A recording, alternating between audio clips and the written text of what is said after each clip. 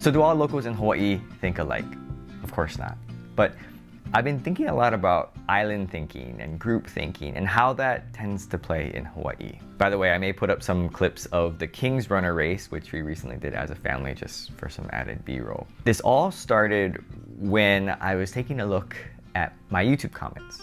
And as you know, I make videos about Hawaii from one local's perspective, and I talk about a variety of things, like what it's like to live here, some local culture things, and some current events, like housing and the cost of living. One of the most rewarding things about making videos on YouTube is the comments. And for the most part, the comments are very respectful and they often align with my own opinions. However, I had to take a step back after a recent video because a lot of the comments were very supportive to what I was saying, which on the surface is great, right? But I don't want to blind myself into believing that I'm always right or that most people think like me. Or maybe they do. I know that a small percentage of people leave comments on YouTube videos, and I appreciate it when people do leave comments because I know it takes a lot of courage to put yourself out there because now you're sharing an opinion in the public space and you don't know how people may feel about it. They may attack you, they may support you. It's a scary thing to try and do. Speaking as a creator on this platform, when people leave comments, that's the closest form of two-way communication that we have because this is a primarily one-way conversation, right? I make videos, I share my thoughts, and then people watch them. And so comments are often feedback for the creator, whether it's good or bad. Now, I know a lot of people may agree or disagree with me and never once leave a comment.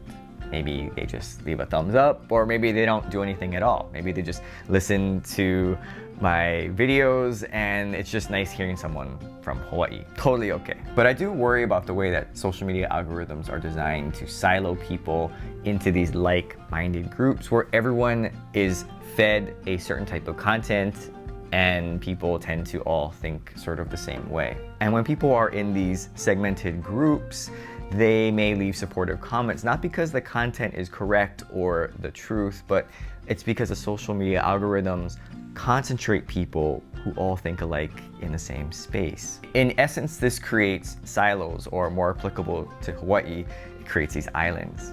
Now, I'm currently reading a great academic paper on this term called islandness. And what I like about it is that it talks about island thinking and how it's not necessarily like specific to one place or culture, but that these social psychologists or researchers are identifying these trends when it comes to island thinking. And what that does to me is it puts it into a greater perspective. Of course, Hawaii's culture is very unique, but I love how the paper draws these conclusions, these observations that are made elsewhere in the world.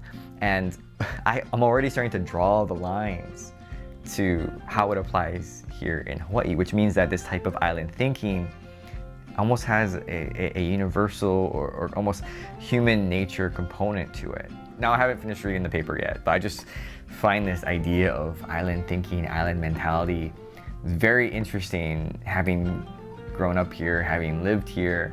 And I think it's important for us to at least be self-aware of that. Now, going back to this YouTube channel, I just want to let people know that you don't have to agree with what I say.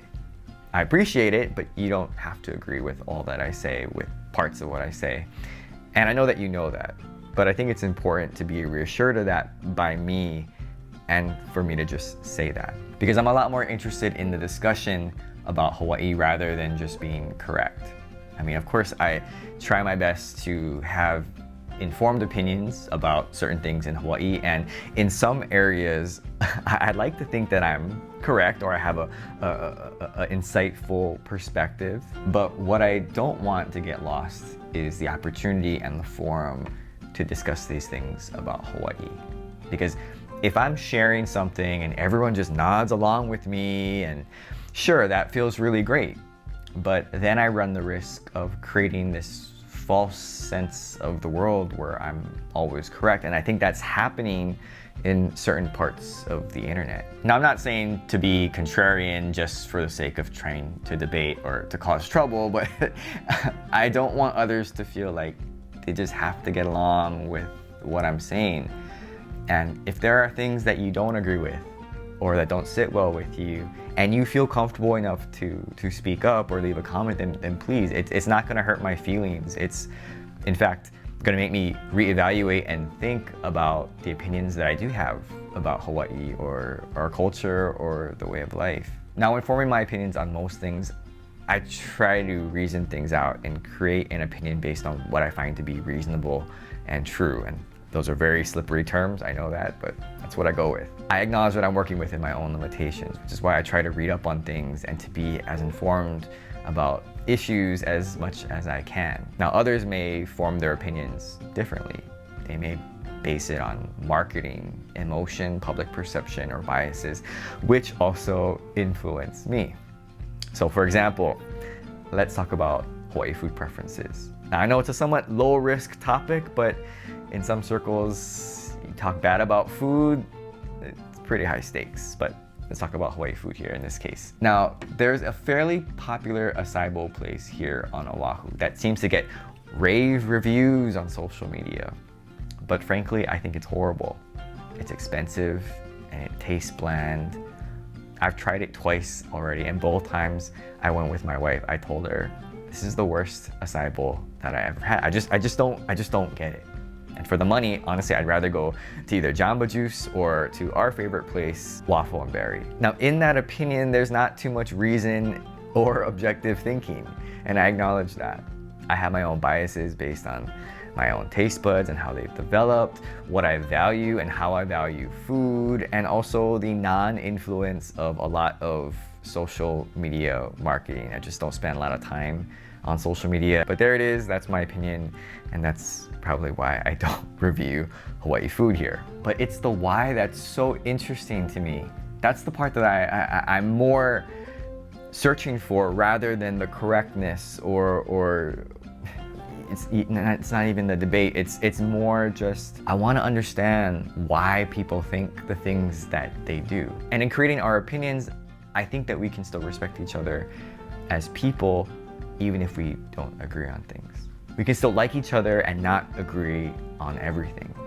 And I know it's easier to navigate personal relationships, or in this case, through social media, parasocial relationships, when we just like and expect the person that we're following to like everything and to have the same likes and dislikes and opinions on a variety of things. It's just easier for us to operate because there's this sense of community and sameness. And maybe some deviation in these fairly low value topics like food and sports teams is okay. But I'm coming to realize that people are very complex and their opinions change over time, as mine has changed over time. And a person's view on a topic, it doesn't identify who they are as an entire person, because they're made up of a variety of opinions on issues. I think this is why I've never really had a problem with people who are different from me in and out of Hawaii. I know in Hawaii we tend to play the melting pot card a lot. You know, we get along because we have mixed races, and you can't be prejudiced against people because everyone is the minority. And by the way, both of those statements are somewhat questionable, by the way, but that's a discussion for a very different time. But my time in Hawaii and the mainland made me realize that once you get past the initial impressions of a person, their looks, the way they speak, where they're from, once you get past all that superficial and surface level stuff, you start to see that people are really broken up into various opinions and thoughts, assuming that they've taken the time to form them. Now, maybe that's just me because I tend to have a curious mind, but most of the time that I encounter someone who thinks differently from me, who has a differing opinion, maybe even one in contrast, direct contrast to my own, I like to ask questions to find out why they think the way that they do. I admit that sometimes when I ask those questions, it can come across as a cross-examination type of tone, and I'm not trying to go there, but I understand that that's sometimes how it can come across. But really the intent of what I'm trying to ask is, why do you think the way that you do, even if there are these known data points, these known, ideologies working, these known factors, and yet you still think that way? Okay, that's very interesting. Please share. Now, all of this to say, I hope I haven't created an island with this YouTube channel.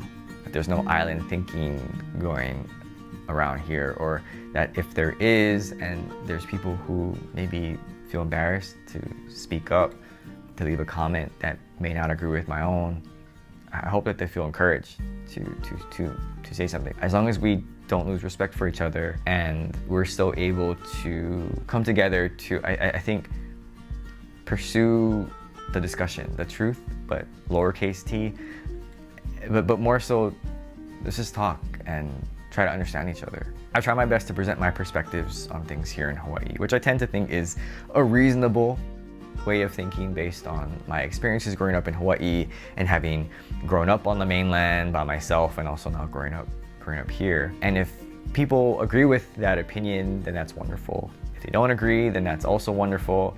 If they half agree, that's also wonderful. But to me, the key is the why. Why do people feel these things? And I like to know why, because sometimes I just don't understand. Like, why do so many local and non-local parents want to get their kids into private school? Is it because of the great educational opportunities? Is it because of the poor reputation of public education? Is it the fear that public school is too rough? Those three are very different reasons. There are pockets of social media where the group thinking is very different to that of this YouTube channel, especially when it comes to moving here to Hawaii, to living here, when it comes to people outside. And